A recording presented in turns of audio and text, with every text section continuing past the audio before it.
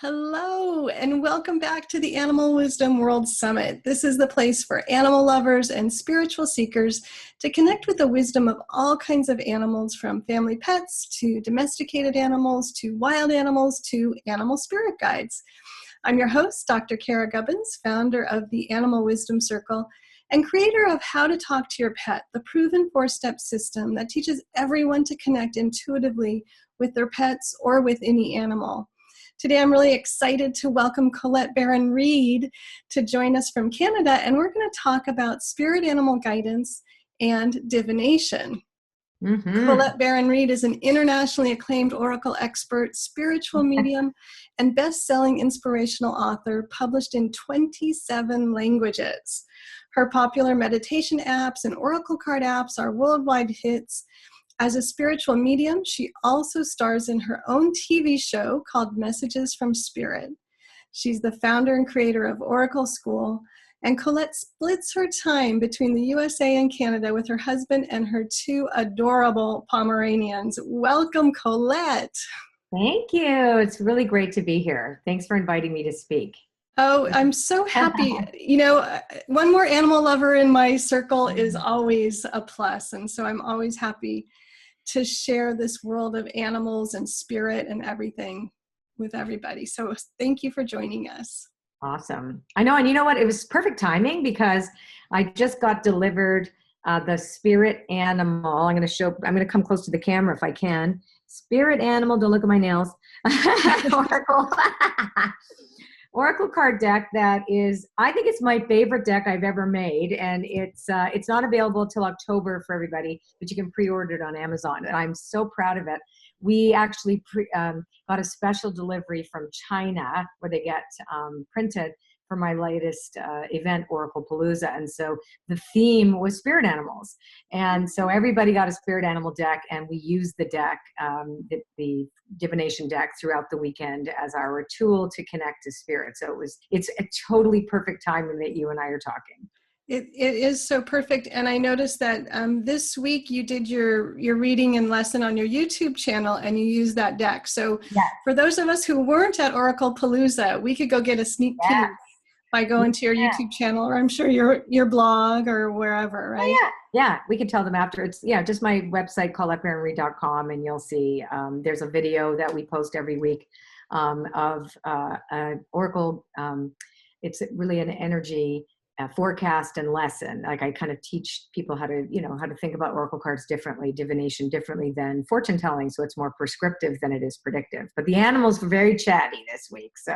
And they were cool animals. I really enjoyed that reading, and I loved just the way that they blended together. But we're getting ahead of ourselves because nobody else has seen that yet. Well, we'll pull a card for somebody, like for everybody, before the end. How's that? Okay, that sounds great. And before we do that, let's talk a little bit about oracles and animal spirits and all that kind of thing. So tell us about oracles. So an oracle is a medium through which the conscious universe speaks or communicates through. So it's either a person, a thing, or a symbol. Oracles tend to also have lexicon or languages. If you're going to look at divination systems, so there's an oracle that's it could be a person, as I said, like the oracle at Delphi. You can imagine that an animal can be an oracle because it delivers a message. Or you have systems, which is what I create. So these are based on ancient divination systems, and they create what's called a lexicon, which is a language of symbols that use a particular theme. And this is spirit animals, this one. But I can tell you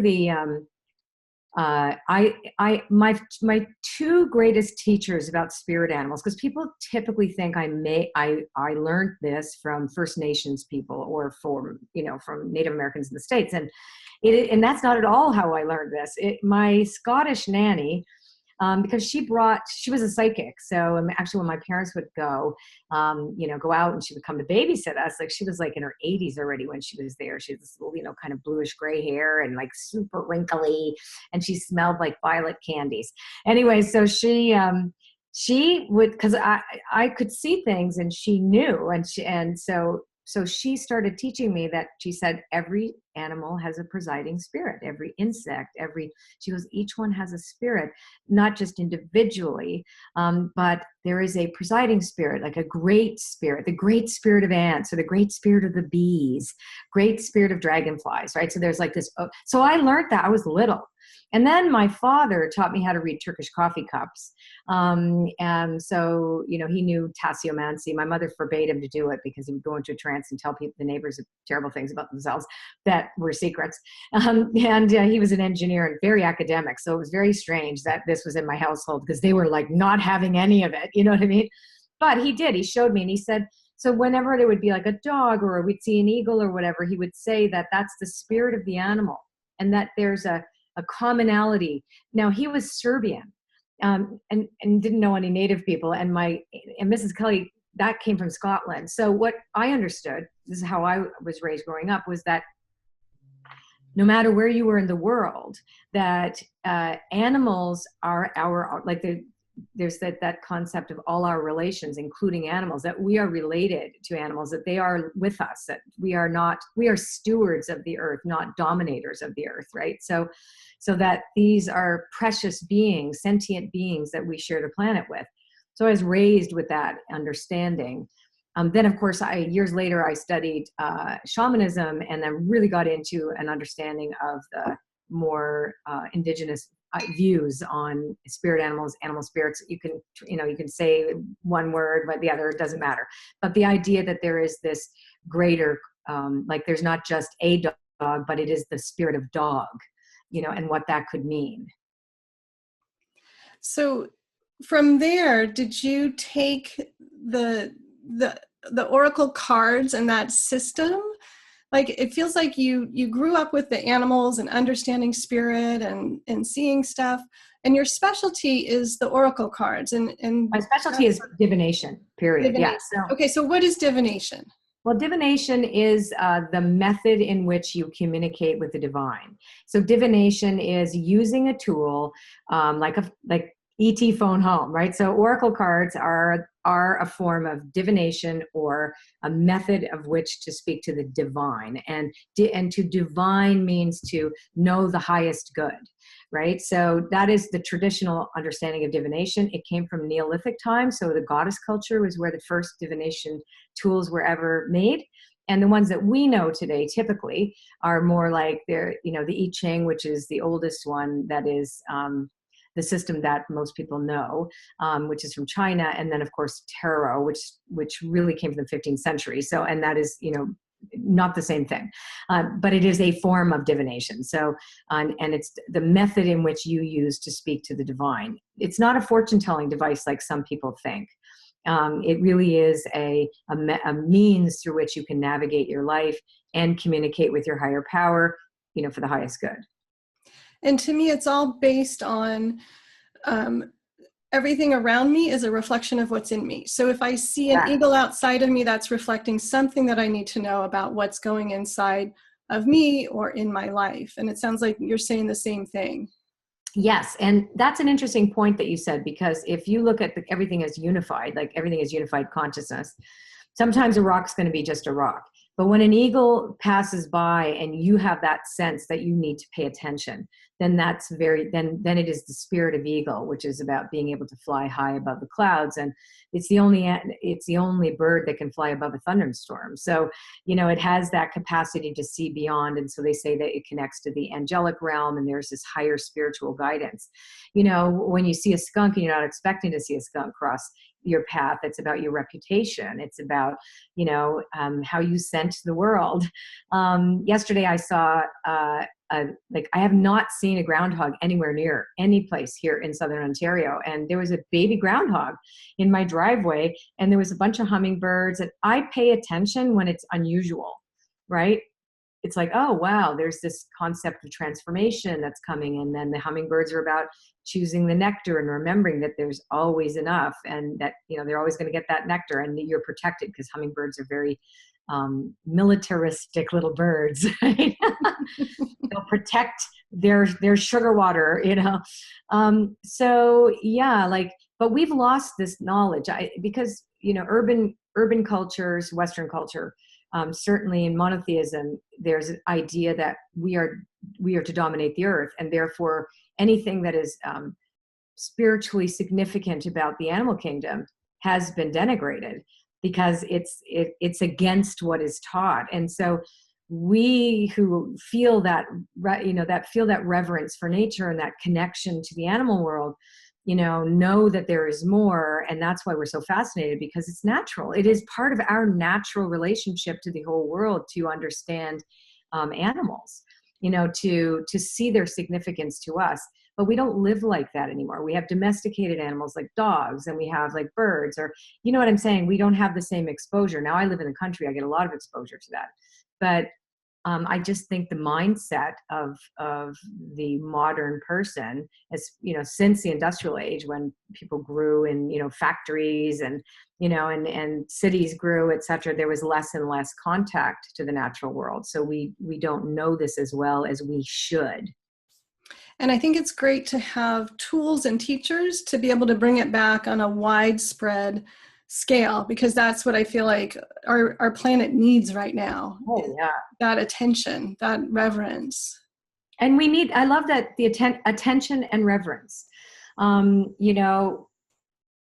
we're going to get into a big conversation here if we're not careful, but, like, I will give you an example, because I'm sure a lot of your speakers may disagree with me on this one or be like mortified, but I was a vegetarian for 5 years.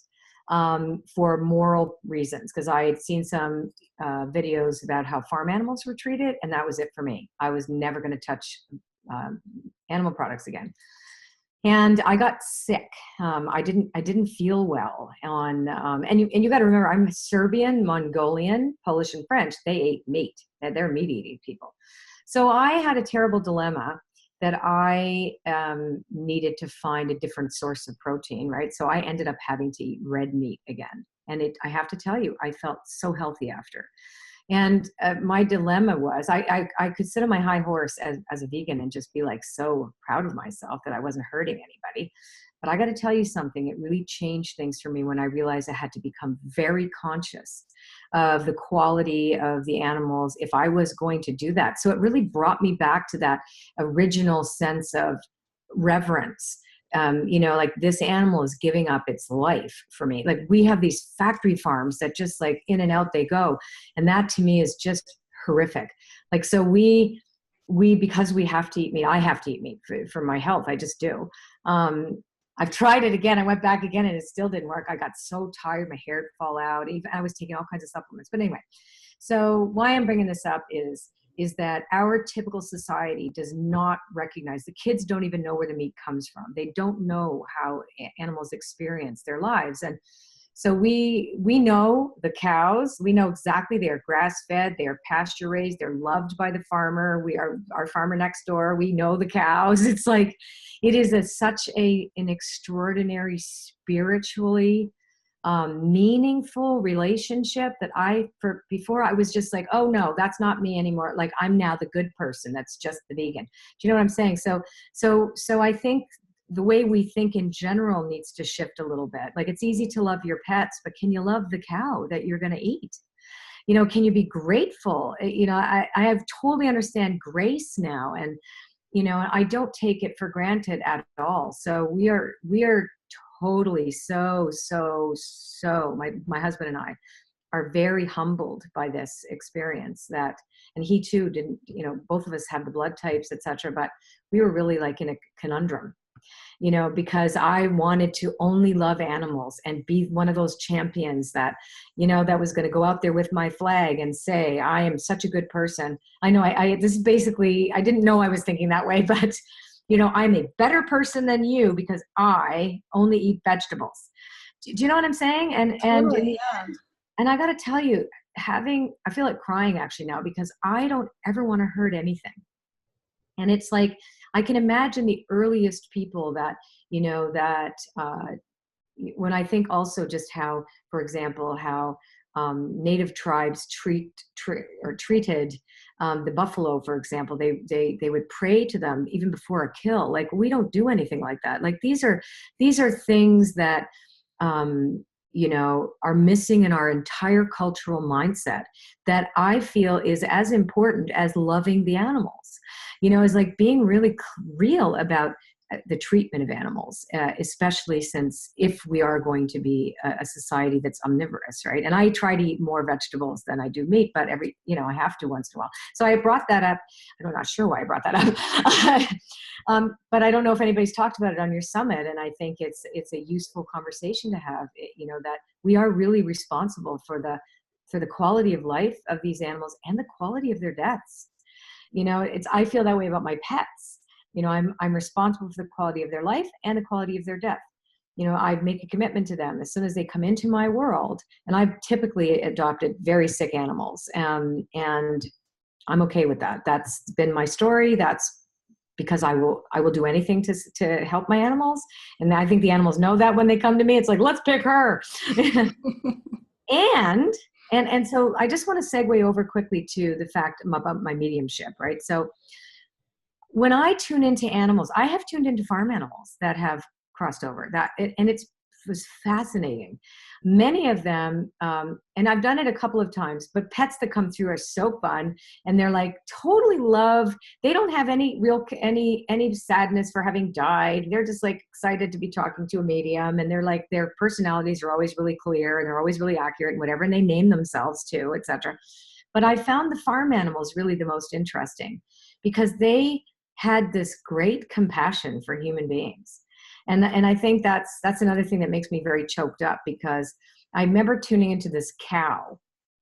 And I remember the cow because the cow's name was Petunia, and I had a raccoon named Petunia that I raised, and that we let her back out in the wild, but she was injured, a little pup that was blind. And so anyway, we nursed her to health, etc. And she was about a year. We took her to the country.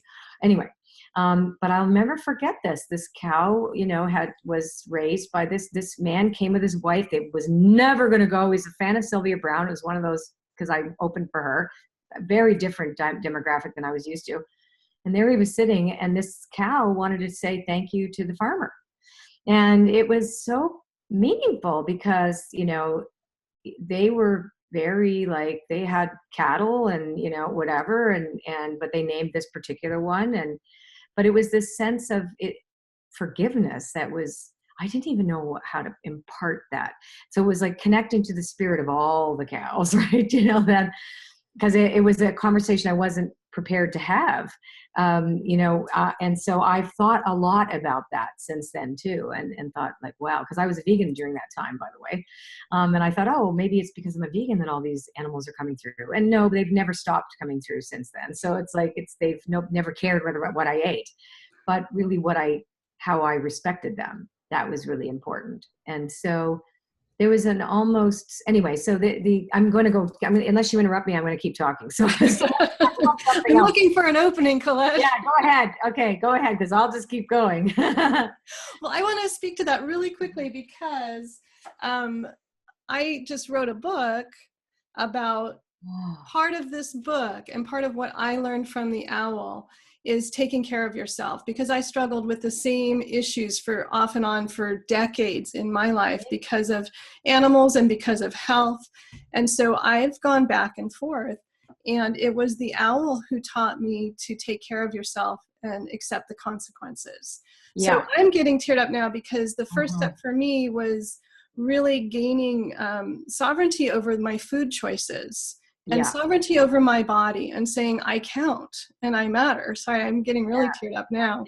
I totally and then it went into other areas of my life that were much, much bigger. But that was kind of the stepping stone for me to really regain authority in my own life. And it was because of the owl. So I love that you're bringing it up, because I think it is. Can I just say this? Your owl, that's a snowy owl. Yes. And that's our mascot for. Yeah. That's I have a live snowy owl at my feet on my website. If you go to my website front page, those are alive. Those aren't stuffed owls. That's Mr. Snowflakes is the school mascot for Oracle School. I So love that's that. very meaningful. The embodiment of wisdom.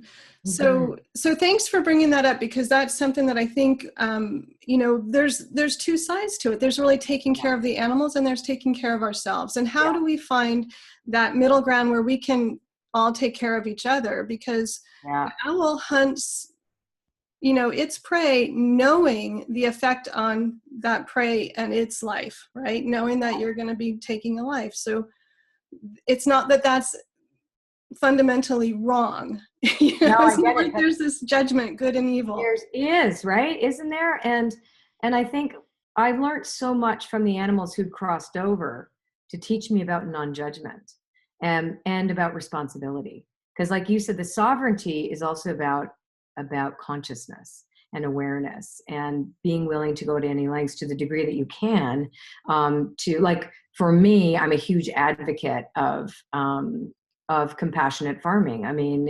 I can say I'm not an activist. I never consider myself an activist. I'm an advocate of this, and of educating kids. Like, kids don't even know where it comes from. So I think it's really key that when you talk about animals, you talk about the animal kingdom, like the whole, or queendom, or whatever you want to call it, just the fact that we cohabit, with animals, and that they're important. Like, we have all these bushes, and they're ugly, but we leave them because bees like them, right? So we want to create an ecosystem where we are, where we're not pruning things away because of how it appears to us. You know what I'm saying? It's like we want to have a very comfortable ecosystem for everybody. Like, we have this 1 acre of wildflowers, and we know tons of wildlife go in there, and we leave it there for them. So it's like being conscious of these things. And it's really like being in community. Yes. Oh, in community with all of these species. And to me, the divination cards, your animal spirit divination cards, are just a reflection of that on a bigger scale. That sense of communion. Let's pull a card. Okay, let's pull a card. So let's pull a card for everybody watching. All right. So what we want to do is, look how pretty, very pretty cards. It's gorgeous. We want to ask, and then here are the cards. The cards are so beautiful. We want to ask what animal spirit, or what spirit animal, is guiding all of us throughout this summit, through expanding our awareness. Like, what do we need to know about this? Can we ask, what do we need to know to grow in consciousness today? Yeah. What do we need to know to grow in consciousness today? That's a great question. All right. You tell me when to stop. Stop. Top, middle, or bottom? Top. All right. Oh, that's so interesting. 2 came out together. So the stag spirit, which is leadership. Take the lead. And turtle spirit, slow and steady. So I'm going to read it. The sea turtle.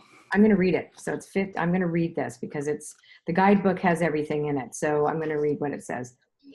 Whether or not you have set your intention to lead, you may have found yourself suddenly called to step up to the forefront of your life.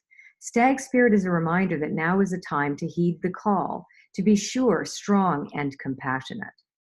Others will look to you, and you have it within you to see through the eyes of stag spirit and walk with confidence as you take on the responsibilities that are yours now, and model integrity in all that you do and in all of your relationships, including with the animal world. Be willing to see the best in others so that your compassionate heart keeps you on the right track. Stag spirit wants you to know that your responsibilities now are to yourself too, for you are learning and developing new skills. The best in you is coming into view as you step forward with strength, knowing that spirit supports you as you compassionately take the lead. You are a model for transformation now, sharing your experience, strength, and hope with others. They may grow and discover their best selves too. What a gift you are. Stay humble and authentic and walk your talk, for this is how a wise leader leads. Isn't that great? Beautiful. And then let me read you turtle spirit. Turtle spirit arrives to remind you that when you do what you need to do, putting one foot in front of the other and trusting that you will see your intentions manifest in perfect timing, your prosperity and love will grow exponentially. Now is not the time to rush around trying to force matters. More slowly, move slowly, perhaps even so slowly that it almost feels as if you're not moving at all. This may be a time to crawl before walking, taking your time to align to Turtle Spirit's place as you contemplate this road you are on, doing what you need to do in this small moment. That will soon pass. Turtle Spirit reminds you that sometimes the best action is to slow right down. So if it feels as if you're not doing enough, know that simply being aware of what is happening right now may be an important step toward determining whether you need to pivot or simply keep putting one foot in front of the other. True love and true success comes with patience, says Turtle Spirit. Focus on the now and the next step will be clear. So isn't it true how, first of all, nobody wants to be responsible, right? So it's the idea that it's our personal responsibility to expand our consciousness. Nobody's going to do it for us. That's to take the lead. And the second one is, what I love about Turtle Spirit is that it reminds us that, well, it's true, our world moves at breakneck speed, and we expect things to be done like that. We expect instant epiphanies. We want everything instant. Everything is instant. The instant food, the instant, instant this, instant that. And there is only the gentle moment of that we have now, and the awareness that's necessary for us in any given moment in a 24-hour day. So I love that. It's like, be here now and be present. That was exactly the message I was getting. And I love how there's only so many messages out there in the world. And I feel like whatever way is going to be the best way for us to get that message is going to come up for us. So like for me, it's the animals, the turtle, the stag. Yeah. Those are going to really resonate with me. I'm going to pay attention to them. For somebody else, it might be a guru on a mountaintop, or exactly. It's going to be what it's going to be. Something else. But the messages, they're principles. They're simple. They're clear. There's not that many of them. And being here now is one of the most powerful ones that we can have. And slowing down to be present. I know for me, when I play with my dogs, right? When I take the time out of my busy life and I pay attention to my animals, I feel amazing. So it's like being present, it's being very conscious and aware when I'm sitting with them, when I go outside. And we don't feed our wild animals here just because of the system we have. We have a lot of predators in the area, so we don't want to set up that whole chain. I did that actually in Connecticut and regretted it. So I used to have bird sanctuaries, and now I took them down but I watch them and they come on their own and do whatever. But I slow down to pay attention. And I think a lot of us have forgotten how to pay attention. And I think that our pets can help us with that. I'm thinking of myself this morning. I got back from my morning walk and I put down my yoga mat and I lay down because I start my yoga on my back. And my dog Poe leaned on top of me with his face right here. And then the other dog Dazzle was on one of my legs, and that was my yoga today. Oh yeah, it was that's magic yoga. Every morning, Coco, I have a little dog named Coco Doozy, who is a funniest little thing. She's only got 2/3 of a skull, so she's living on borrowed time. So we know that if she hits herself, she'll die, but she's doing just fine. She knows something's up, so she's very self-protected, and we don't, we let her do whatever she wants. And she's 5 pounds, practically bald, and she just funny looking little thing. And she sits on my chest. The first thing she does in the morning is she gets up. If I'm not awake, too bad. And she'll sit right on my chest and stick her tongue up my nose. Or in my mouth, I'm not sure which is worse, the tongue or the mouth or the nose. I don't care, but it is the most amazing feeling to have her sit there with her little paws and this funky little face looking at me like, hi. And then the other one flips over and lets me, she wants a tummy rub. And it's just for me, I get up in the morning, my animals are there. I'm so happy. So I'm just curious, Colette, after that love fest with the puppies, do you draw a card for yourself? Yes, I draw a card every day. Every day? Yeah, I draw a card every single day to show me the energy of the day and what I need to do to stay in alignment with my highest good. Yeah. Have you ever missed a day? Do I what? Have you ever missed a day? Have I missed a day? It's such a habit, maybe, but then I'll pull a card by noon. So disaster It's a didn't habit. happen. You didn't start bumping your head against walls because you didn't have No, a card. I mean, it's a habit. It's a habit of like, I meditate every day. I pray every day, meditate. I pull a card. I don't know. I rarely have a day where I don't pull a card.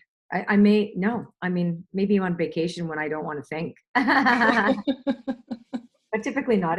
It's a part of my day to see what is, and not to say what's going to happen, because that's not the kind of question you should ask. It's, what do I need to do in order to stay in alignment with my highest good? You know, so that, and do no harm, right? So it's, you know, what do I need to watch out for today? What energy do I need to bring to the table? How do I course correct if I need to? Right. So that's really why I do it. It's part of my prayer and meditation. So, you know, again, to me, the picture I'm getting is this whole communion with life. Yes. With all of the forces, seen and unseen, around you, within you, and finding alignment and finding resonance. And to me, it sounds like also finding power, because then you can act intentionally and powerfully as you go through your day, because you've done that card reading. You know, I just turned 60. And it was like a big turning point for me. And I was like really nervous about it. And then I was like so happy after. I feel fantastic. And so in this stage of my life, I feel like I'm looking at what sovereignty means, and what, you know, how to make good choices that will impact others in a really positive way. And so I am very service oriented. This is, you know, I've had a second chance at life. I was a drug addict and an alcoholic, and been sober 32 years, going to be 33.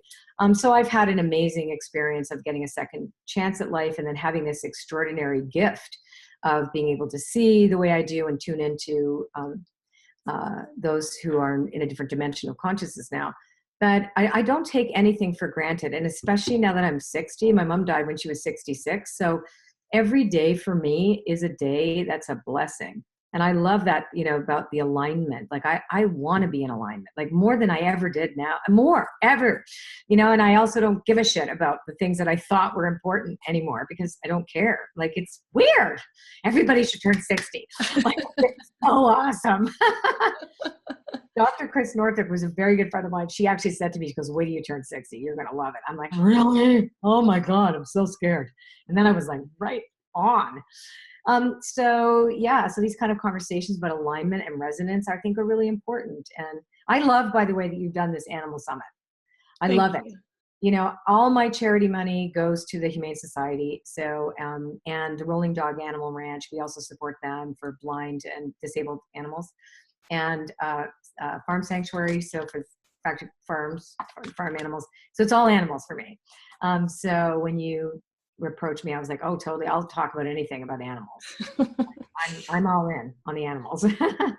So what are your tips for people who want to work with animals as oracles or divination, and bringing that animal aspect into whatever maybe their daily practices with oracles and divination?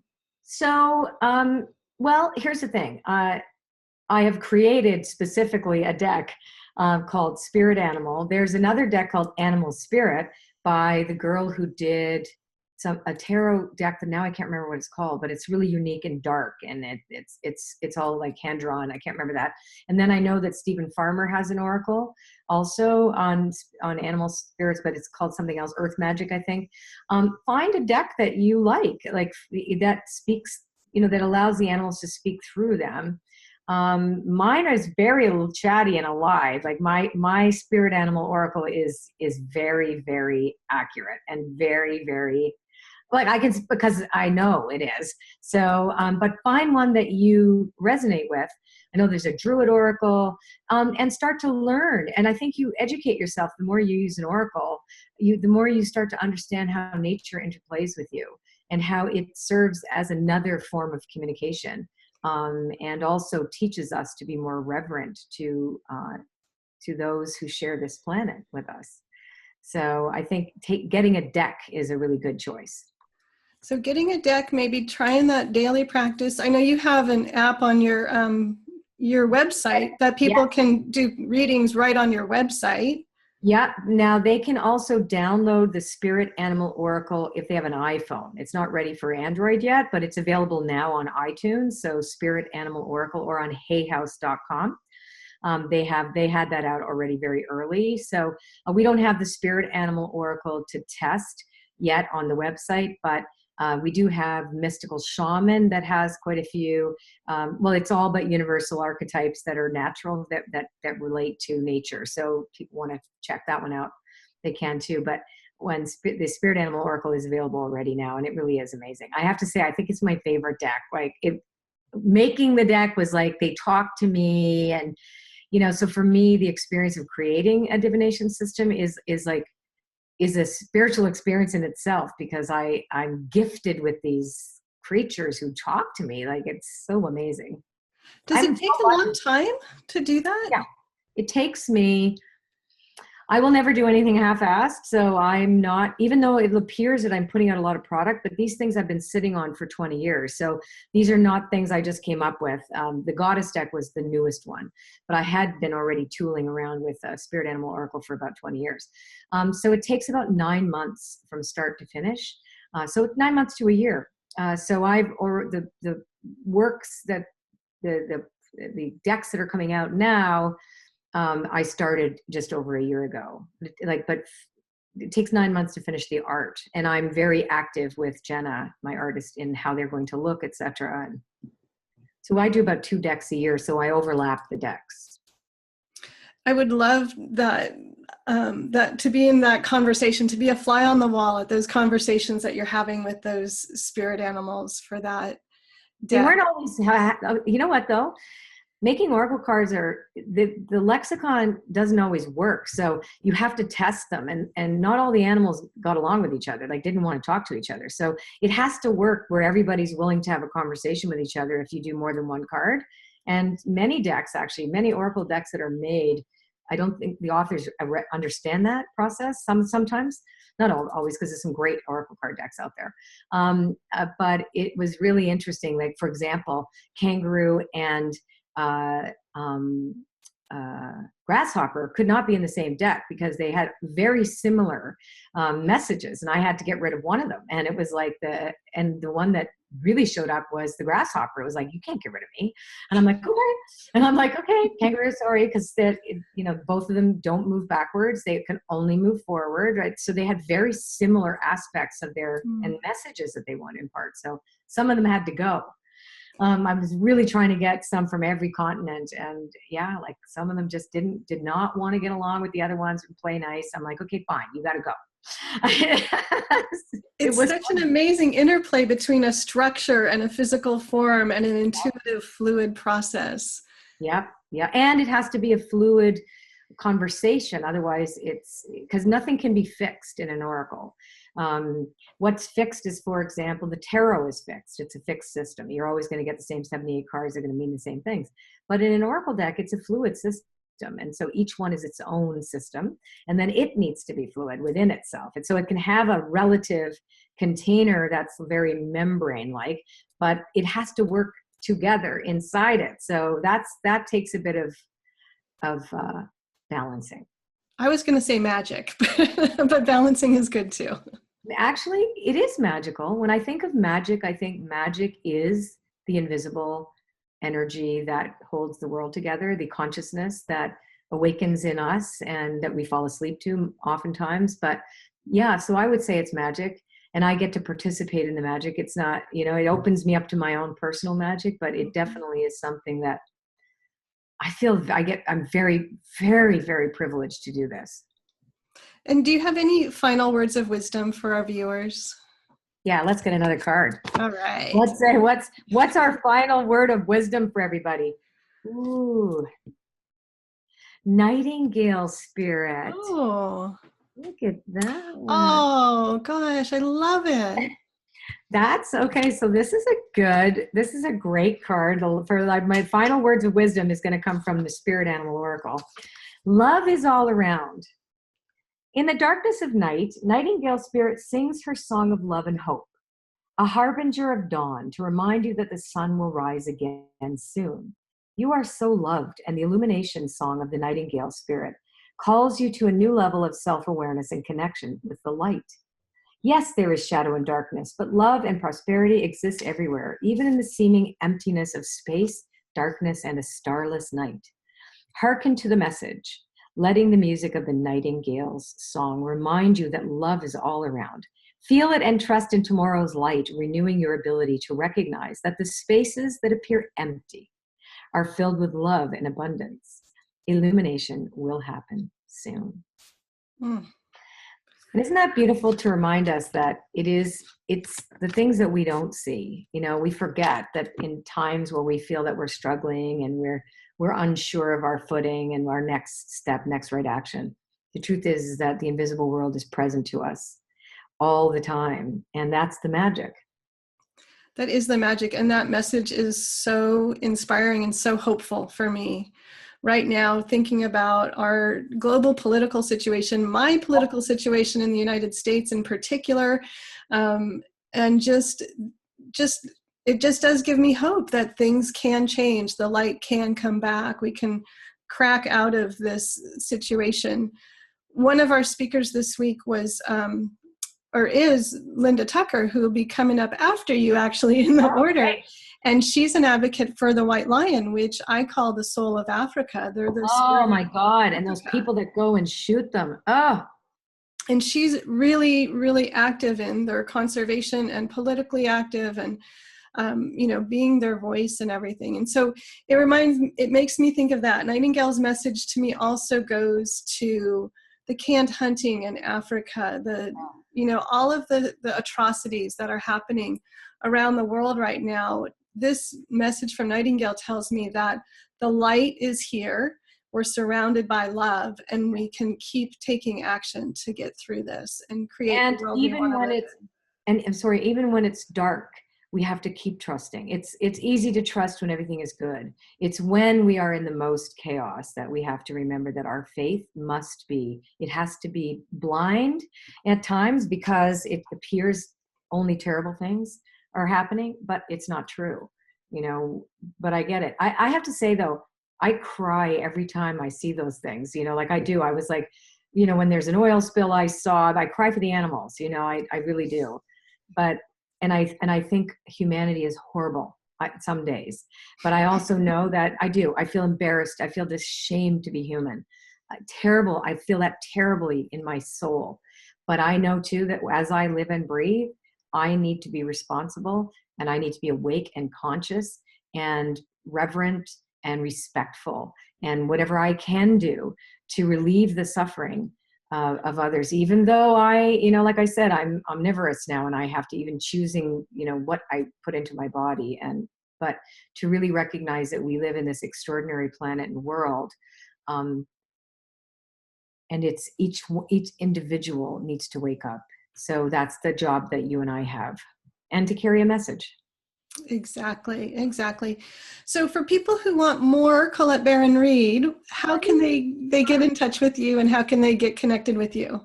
Okay, so just go to my website, ColetteBaronReid.com. If you go to ColetteBaronReid.com/pick, you can pick your own cards and you can ask questions, and it's for free. And you sign up to my newsletter. We are putting together a free 3-video, like really well done, free workshop, online workshop about how to work with oracles and for your highest good. And that's there too. It's free. Nobody's going to ask you for anything. Just sign up and join my community. It'll be fun. Yeah, go get taught by Colette Baron-Reid. That would be awesome. Thank you. And I want to remind everybody too that you can upgrade your free ticket to an all-access pass, and then you would get this interview and all the other interviews in the summit to watch for the rest of your life, anytime you want, anywhere you want, any device, whatever you want, you get it. And the price does go up when the summit ends, so you get the best value right now. But commercialism aside, we're here to grow in consciousness and really establish and strengthen our connection with animals and their wisdom. And so in service to that, Colette Baron-Reid, you've been such an advocate and such a great teacher, and thank you so much for being here with us today. My privilege and my pleasure. Thank you. Thanks everybody for being with us, and we will see you next time. Bye everybody.